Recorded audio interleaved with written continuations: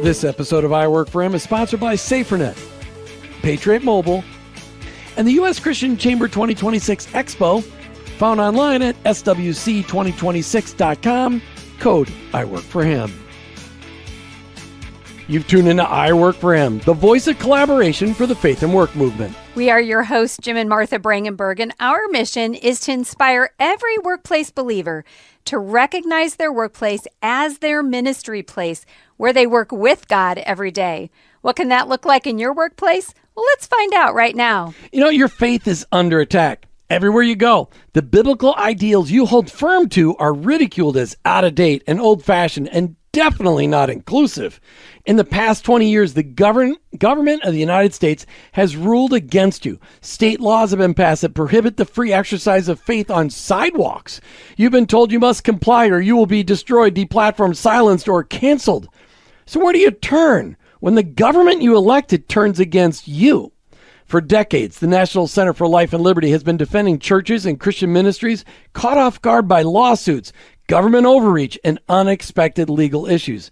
David Gibbs III has been on this show many times, but in the last 4 years, National Center for Life and Liberty has been so swamped with legal challenges on behalf of many believers across the country, we've just said, we're not going to bother David because he's just been so busy being in front of the Supreme Court and all these other things.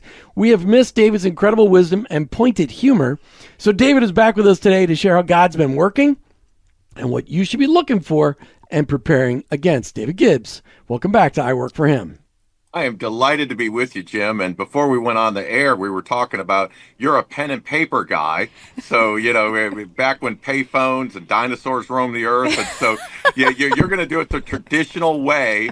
You know, you're going to hold firm. But we will remind everybody, God gave us a book, not a video. So, you know, you're probably in sync with how values get handed down. That's right. And it started with rock and chisels. So let's just, at least I'm not carrying a rock and chisels.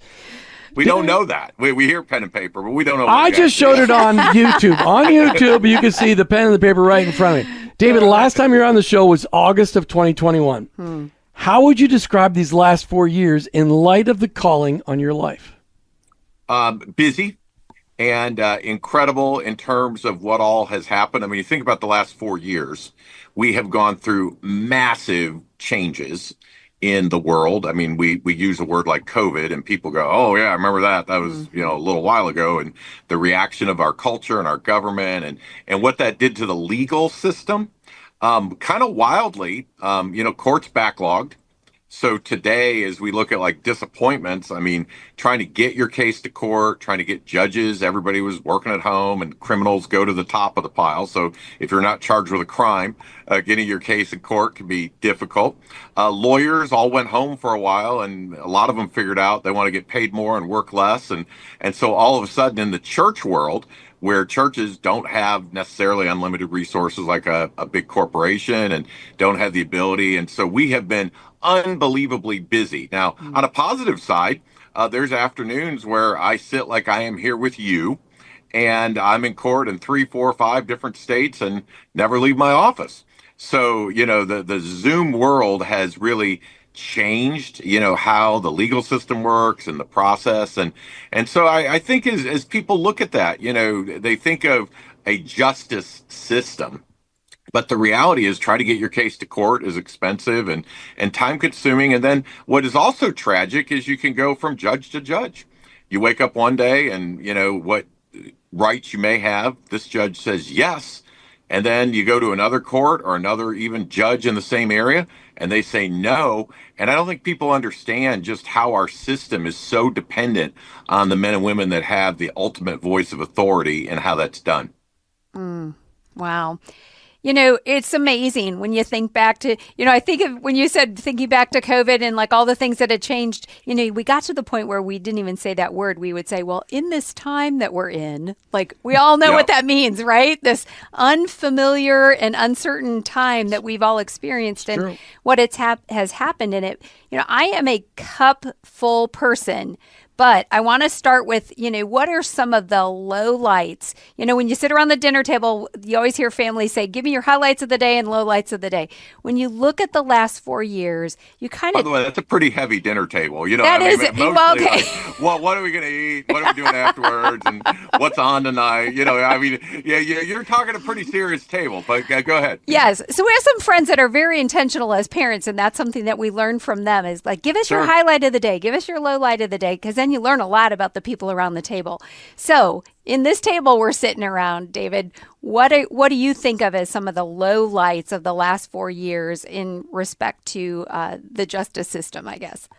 Well, I'll give two with the courts. I mean, I think I mentioned them, but I think we can definitely touch on, the speed with which justice is meted out in this country is too slow. I mean, to have a case that you file today and then to be adjudicated 2-3 years down the road and then appealed for another year or two is justice in 5 years justice. And it can be a marathon, really, because you just keep going and keep going. And the reality is businesses don't stop, families don't stop, life doesn't stop.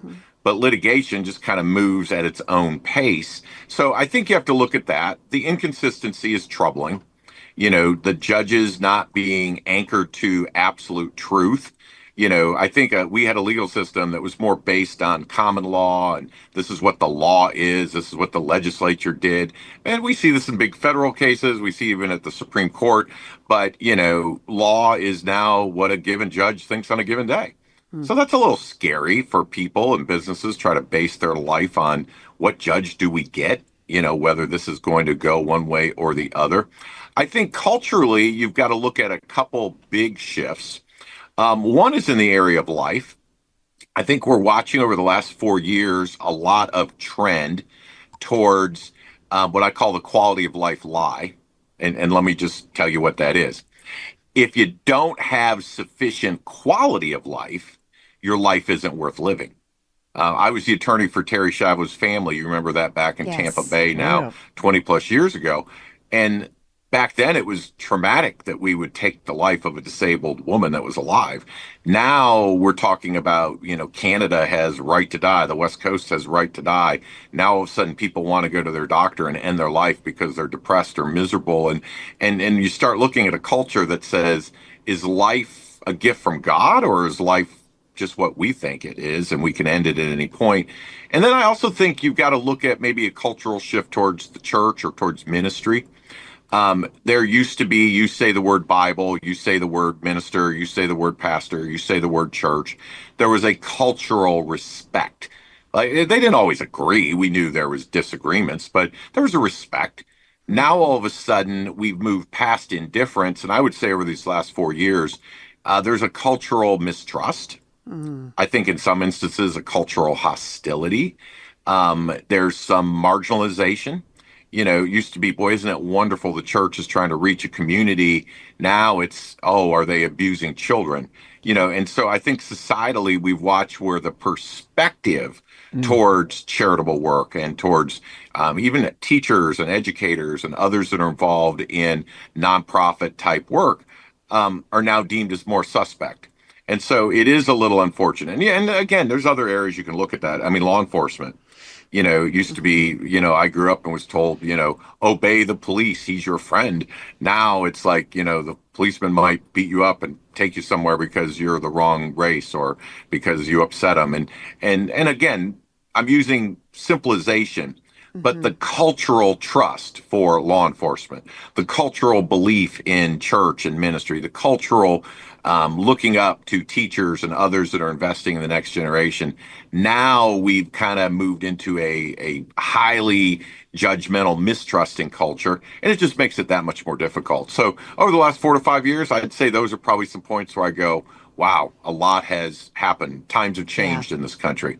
And you left out the distrust of governmental organizations is astronomically high today. It was always a little low. Yes. Like people thought, I'm not sure. Now, nope, I don't trust them at all. I mean, so that's a Well, and I'll add to that, Jim. I was going to throw government in. I just didn't know if that was the last 4 years or the last 40 years. You know what I mean? Because True. we've kind of reached that point. I mean, Eisenhower brought it up 75 years ago. Hey, the government Yeah, well, government industrial complex. Watch out, boys. You don't know what you're yeah. getting.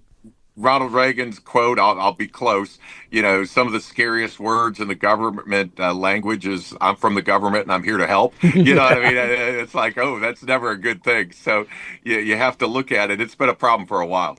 So let's look to the positive side then. What do you see as some of the highlights that have come out of it? You already mentioned even just the ease of Zoom calls to be able to more efficiently maybe do some of the work. What else have you seen? Well, I think, while technology can help things, it's still helping people. When you talk to a person, so a pastor calls me, a businessman calls me, a leader calls me, and they have a spirit of fear. I'm in trouble. I've been sued. I've been attacked. I've been challenged. What can I do? And for me personally, there's tremendous joy in being able to say to them, here is the law. Here's what can be done. Here, is something that can help move this forward. And so I think, maybe over being able to communicate. So it used to be like you would say, can I go to a meeting with a church? And that may be like, well, they're in Idaho. That's going to be really expensive and to get for just one meeting. But now all of a sudden you're able to say, well, get them together and let's have this ability to talk. So while technology is maybe less personal than a face-to-face meeting, it's also been able to bring the world really together in some ways for communication. Even around the globe, you can talk to missionaries and others differently. Your podcast, look at the people that would never be able to sit in your living room and have this conversation, or even if you had a church or a building, they just couldn't get there. Yeah. But now you're able to get to them on their time. So I look at, the ability to help real people with real problems, take away that spirit of fear, give them confidence, let them move forward. My cases have a different feel good. A lot of lawyers, they got paid well, or they made a bunch of money, or they made their client a bunch of money, and it's got a financial side. There's nothing wrong with that. That's the business side. But a lot of my cases may have there's a child that's alive. I mean, there was a baby that they were going to end the life in the hospital, and that child's alive now with his or her parents and doing well. And so you almost have this child is sort of the result of this. There's a person here. So that's kind of exciting to see. Or a ministry that could be on the verge of collapse or death. And you say this organization is going to no longer be able to minister in this community where they've been, some of them, hundreds of years in our nation's history, and to see them continue to move forward. And again, I'm a big believer in not just surviving. That's good. I mean, obviously keeping the doors open, the lights on, the old Motel 6, but nobody really wanted to stay at a Motel 6. So the idea is not just to survive. That is true. It's to thrive, right? Right. We want to go forward, and we want to minister in a really effective way. And then, probably on a personal note, since we're just chatting, I have 2 grandchildren in the last 4 years. So I guess I've crossed over that, being a dad and now being a granddad. That's a great highlight. Yeah, and I got to tell you this too. My kids were all into the names. I was like, nah, whatever the kid wants to call me, I'm fine with grandpa, granddad, whatever. I wasn't too particular. And they're like, Dad, you got to come up with a name or we're going to name you. Oh, yeah. And so I was kind of like, well, what are you going to name me? And I went to Duke, had the privilege of going to their law school. So the kids were like, well, we'll call you Duke. I'm like, I don't know. That sounds like a dog. Sounds like a school. Sounds like a lot of different things. I just don't. Duke and Duchess sounds like royalty. It's a little snooty, And they're like, well, you come up with a name or we've got it for you. So I saw a T-shirt that said, in a world full of grandpas, be a fun paw. And so I thought, I said it as a joke. I said, I'll be fun paw, figuring that would be good marketing with the kids. Well, it picked up. So now I am fun paw. And these little granddaughters have figured out I am good for things. I'm good for toys. I'm good for trips, fun, ice cream. They like it. And then the nieces and nephews figured out, hey, we're going to play into this too. So now I'm Uncle Fun Paw. And they have jumped into that in a good way. So That's awesome. But it is fun to see that next generation coming along. And, and I don't envy my kids. I mean, you guys talking about change. social media. It's dangerous, but the kids got to be able to function in today's world. Technology, what a tool, but what a scary world. The premature everything, Yeah. knowledge, information, what gets to, and so how do you balance that? So, I'm watching my adult children and their spouses now moving through that with their own children. And so, it has you kind of pausing. So celebrating for those kids and trying to be there for them. But on the other hand, it's a wild world we live in right now. Sure It is, and I want. We didn't talk about a lot of judicial victories, but I'd like to do that after. Just want to make sure I highlight one great thing, because one of the greatest things that came out of the last 4 years is the explosion, the birth and the explosion of the U.S. Christian Chamber of Commerce right there in Orlando, Florida, but spanning across the country in now 23 subsidiary Christian chambers all over the country. You can find details about their upcoming event in 2026. iworkforhim.com/events. Martha and I will be emceeing the U.S. Christian Chamber Expo in Orlando in April. Go to swc2026.com and enter the code iWorkForHim. You'll get a discount. And there's also another great event, the National Faith and Work Summit in Cincinnati in June. So lots of great things going on there. David, in the last 10 years, we've seen free speech come under attack. We've seen the right to assemble in our own church come under attack. We've seen prayer come under attack. In some countries, it's now illegal to pray in your head anywhere near any place they don't want you to be praying. We've seen the right to maintain our religious beliefs come under attack. What's next, and how do we prepare? Well, I'm a big believer, and by the way, let's whether again, politics is a hug or duck, right? There's people that just love what's going on, and there's people that don't in any given state and in even nationally. Okay, so, but the reality is we do have a current, more conservative, at least national direction with less regulation, which again can be good and bad. Maybe less taxes, that's generally good, and trying to instill a little more fiscal restraint into the government. And I think all of that is a healthy combination that allows business to have more opportunity to thrive and grow and to go forward. But I'm a big believer, Jim and Martha, when you think about business, if you have good people, and by the way, your listeners are good people, and you give them good information. I think you got to be careful. It's not just what ChatGPT spits out. We live in a world where there's a lot of misinformation online, or even scams or spoofs. I just talked to a couple of pastors that lost lots of money in a scam. It sounded good, and all of a sudden it's a Ponzi scheme. So I think you got good people with good information. They can make good decisions. And I think that's where, in today's world, as a business leader, you got to think about, what can I do to live my faith?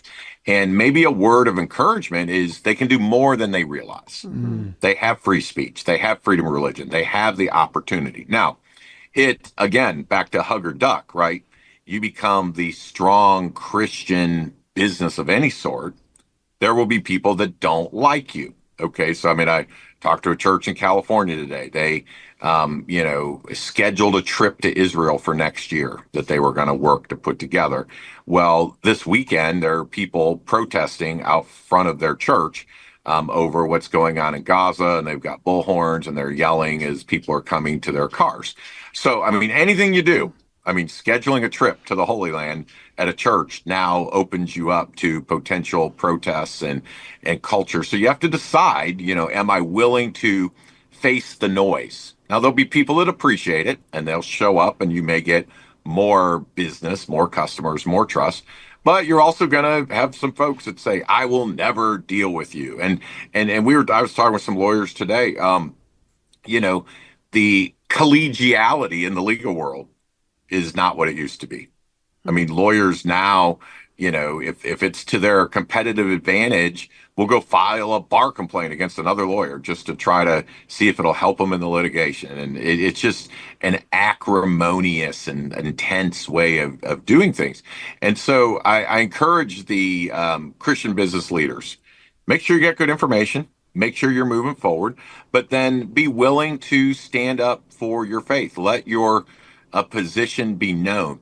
The NCAA, we have a motto, And I like it because it encapsulates a lot. But this would help you in business and other places. If it's wrong, fight it. Okay. And there's a lot of wrong in the world. We can all agree. But if it's right, fight for it. So, I mean, deciding what is your mission? What is it you're fighting for? What problem are you solving? What are you ending? And be willing to stand on that regardless of the consequence, I think is significant. And then I would probably put one more thing in for the business leaders that I'm a big believer in, which is lead by example. You know, and by the way, this is church leaders, this is ministry leaders, this is educators, this is business. You know, we all want to lead by decree, right? We want to say it, do this, do that. And that's kind of fun, right? To be bossy and sit around, watch other people jump. But the reality is that true leadership is where they see a leader that embodies and personifies what the organization's all about. And so if you're going to preach it, pastors, you need to live it. Teacher, if you're going to teach it, you need to model it. Business leader, if you're going to ask your employees to run day and night, they need to know that you're willing to go 10 minutes longer and 10 miles further. And when they see that and you're doing it together, when you're that model of it, I believe at that point you get real leadership, real buy-in, and people can get excited about what's going on. Amen. You know, one of the things, So and true. I'm going to make sure I put a link to one of our previous interviews with you, David, in the show notes. And the reason why is if people have not heard you speak before, one of the things I often share is that you always tell us the things we can do. And I think that that's so powerful because we are in a world where we hear all the time as a Christian what we can't do. And Don't we, stop. don't stop this. Be careful of that. And I love that you even just now said it again. You said, what can we do from and being leaders that are really worth following, right? Standing up for what you believe, but also needing to know what that truth is. And you made an excellent point too that, there's a lot of things that we can find out there that are not the truth. They've been curated to try to lead us in a different direction. So make sure we're getting our truth from the right places. Yeah, even those protests, now that they have professional paid protesters. Yeah, you don't know whatever you're dealing with. And let me say this, I'm a lawyer and I don't like most other lawyers because if you start dealing with insurance and risk and adjusters and mitigators and you put a label on it, right? What's the easiest thing? Don't do it. If you send a rocket up into the sky, oh yeah, it might blow up. You might kill people. You could be sued. Well, but we're never going to explore space, right? Right. You load a truck full of stuff and you go down the highway. Could you have a wreck? Yeah. Could you have an incident? Yeah. Could your tires? A lot of bad things can happen, but we're not going to get the goods and services we all live and depend on. So, I mean, it's a management of risk, right? If you're going to live risk adverse, you don't ever go anywhere. You're stopped. You're parked. The car's in the garage. You're dead. And by the way, there's churches that have died. There's businesses that have died. A lot of organizations. But you've got to manage your risk, and you got to decide why am I here, and then you've got to be willing to take that risk. And then, Martha, you take biblical concepts, right? Treat people the way you want to be treated. That seems so basic, but we live in a world where people want to, almost act like the customer is a pain and I'm just here for a paycheck. And we're watching where the U.S., and that's our country, right, is not leading like we once did in certain industries and areas. And so I think we always have an opportunity as Christians. We're commanded to be salt and light. But that means we have to preserve and protect and shine and be willing to go forward. And just decide if it's all about the money, I will tell you, the Bible's pretty clear that you can't serve God in money. And when they talk about the root of all evil, they don't say money's evil. Be careful, you people misquote that. That's right. But if that's your love, it will ultimately be insufficient and it will ultimately lend to your destruction because the new car does break and you got to make the payments. The bigger house still needs to be clean, electric, taxes pay. I mean, everybody sits there and ends up, at some level frustrated with it. And yet that was what they were living for. But when you find that purpose, And the purpose is in what God's called you to do, made you. That's why we're in his image, right? We have the opportunity to make our life count for something bigger than ourselves. Wow. Hmm. That's real legacy. Now, you may die with a little smaller bank account than you could have if you'd just gone after money. But think about the impact, the legacy. And then I'm a big believer you're going to stand before him and get to hear some really cool words like, well done. And those are the sort of things that get me excited when you start thinking that way. Amen. Well, and if you think about the workplace, which is what we talk about on I Work for Him, we, all of that, if the living and breathing God is living inside of you, then the gospel has to come out in the work that we do. And Satan can't keep that from happening. But we need to stand and be bold. Living out the gospel should be a part of our DNA. But sometimes when we have computer troubles, it's hard to live out the gospel well. So if you want to do what you can to protect yourself, your family, and your company from viruses or hackers, you can trust all of your devices to SaferNet. Their dashboard allows you to seamlessly see activities and to know what the virus protection, the filters, and the other controls that they have are working hard to protect your mission. Go to safernet.com and let them know that you listen to I Work for Him. We use it on every device. It never lets us down. David, what kind of challenges are you fighting in the courts right now? Well, I'm facing a lot of issues where churches and ministries are wrestling to even just keep what they have. We're in a world right now where denominations are changing, imploding, changing their beliefs. And here's a church that might have been in existence for 100, 200 years. And now an out of state corporate denomination that's gone woke says, we're going to take your property back. We don't want you anymore. And these people are like, but this is our church. Grandma's buried out back. And so just even making sure that your organization is safe from takeover or from outside influences. And you say, why would an out-of-state denomination try to stop a church? It's all money, greed. They want the assets. They want to liquidate. They want to put it in their coffers, and they want to advance their agenda. And then I would also say, the fear factor, I think Martha said it well. There's so many Christians that are like, you can talk about everything. I mean, right, you can talk about your gender fluidity or your sexual orientation, and all that is out of the closet, right? We can talk about that because, it's he, him, or she, her, or they, them, or whatever you want to be. That's all cool. But the Christians are in some measure fearful, like they got to be in the closet. And so what I challenge is it's time for Christians to be out of the closet. Doesn't mean you're obnoxious or rude, just means be yourself. If you believe in Jesus Christ, talk about it. If you're going to church, tell people about it. Take people with you. There's nothing wrong with being you. And so living your faith is in some measure being genuine. Just be yourself, live your faith, whether you're a realtor, whether you're a salesman, whether you're in ministry, or you're just in your mind in a secular endeavor.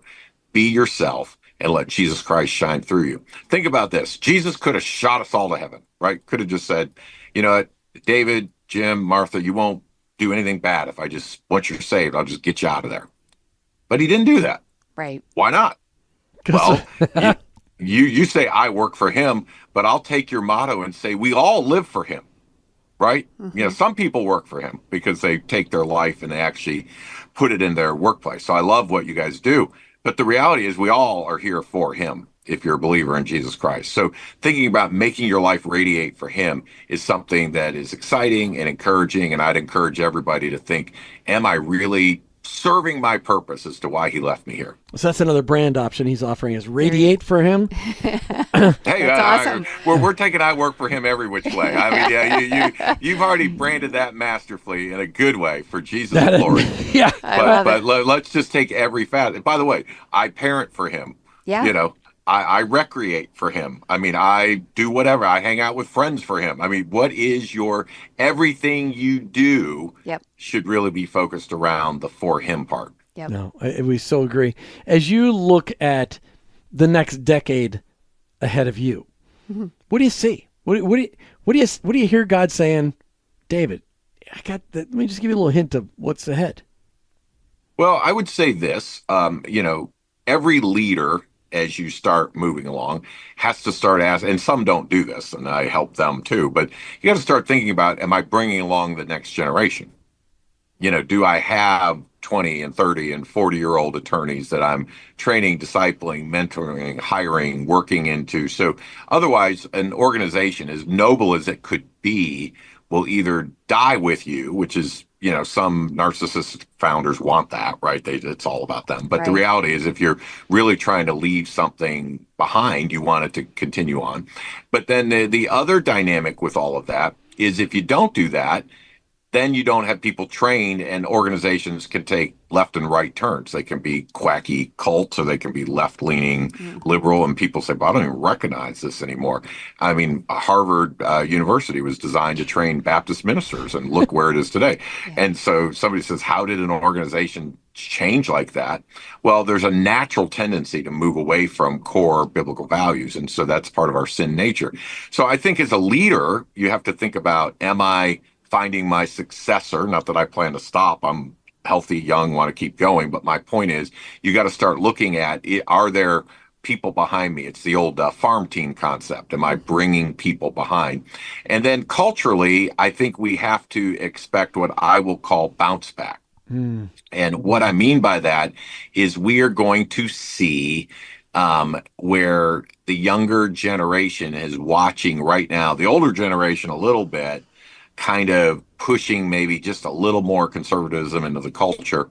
And I think you're going to see a younger generation that's going to continue to, ask some hard questions. Is grandma in her 80s worth paying for?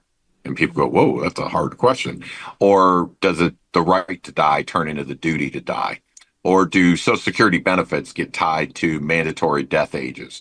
And I mean, you say stuff like this and people go, whoa, freak out. That would never happen in America. Well, Canada right now can't keep up with all the citizens that they got to kill. And so we're living in a world where life values, religious liberty, I'll just throw out one big one. Will future generations value the church where it doesn't pay taxes? Or will we be in a day where they say, you guys have had a good deal for a long time, but it's time to start kicking in income tax, property tax, sales tax. And all of a sudden, a church that was able to function on a $100,000 a year budget, tax-free, starts looking at $20,000, $30,000 a year in taxes, and they got to shut down. So I do think we're going to see some trends, and maybe what I talked about earlier, whether it's life, whether it's respect for ministry, education, what is going to occur in the future.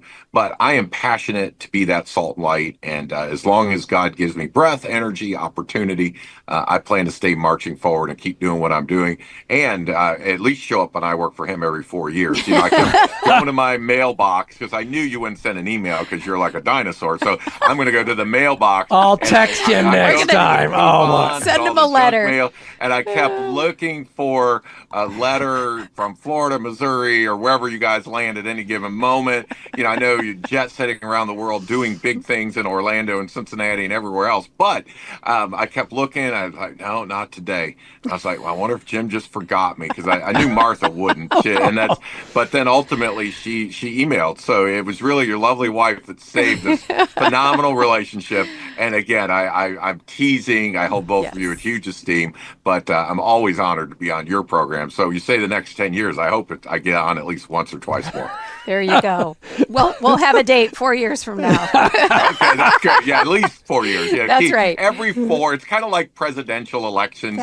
Your audience can take, Unfortunately, we're out of time. Oh, are we out of time? David Gibbs out of time. David Gibbs. When the preaching gets good, the deacons all got to slip out and count money. You just never know how it's going. Is this the conviction of the Holy Spirit? And if I started an altar call, you need to come down first. So I'm ready for you, Jim. All right, it's your program. I'll turn it back to you, sir. Oh, you're Check awesome. David out online and his whole team at ncll.org to be in our notes for the show.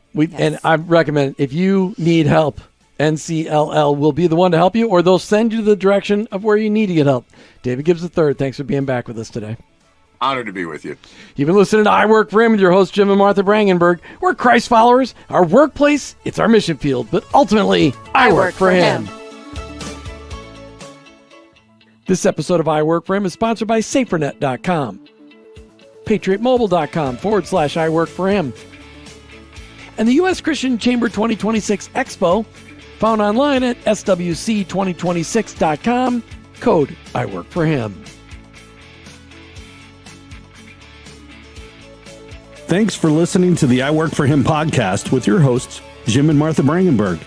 Please visit iworkforhim.com to learn more about connecting your faith and work, to join the I Work For Him Nation, and to subscribe to our weekly newsletter. While you're there, check out the Tapestry Database, a growing directory of faith and work organizations. You can also follow us on social media at I Work For Him to stay up to date and meet our guests. If today's message spoke to you, please subscribe, rate, and review the show on your favorite podcast platform. Your review will launch more workplace missionaries across America. That's I Work For Him and online at iworkforhim.com. I work, the number 4, him.com.